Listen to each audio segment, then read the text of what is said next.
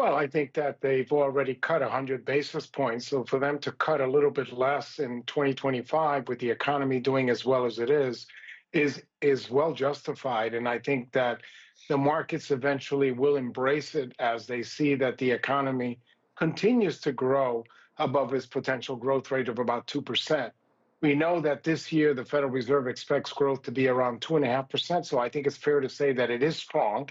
And next year, the economy, according to the Fed, will grow at its potential growth rate. So once again, not a real deep urgency to cut more aggressively than two Fed rate cuts. But if the economy weakens, of course, they reserve the judgment to do a little bit more.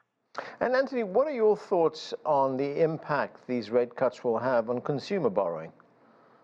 Well, I think that right now, when you look at credit cards and things like that, they haven't gone down more because those interest rates, to some extent, are influenced by medium-term or longer-term interest rates, and that's why you haven't seen it. And you haven't seen it in housing mortgage rates either, because again, the long end of the curve, if you look at the 10-year Treasury, hasn't really rallied as much and hasn't gone down as much as the Fed funds rate. So to that extent, it's not stimulating the economy all that much. But the good news, Anand, is that you don't really need it. The economy is doing just fine the way it is without additional stimulus.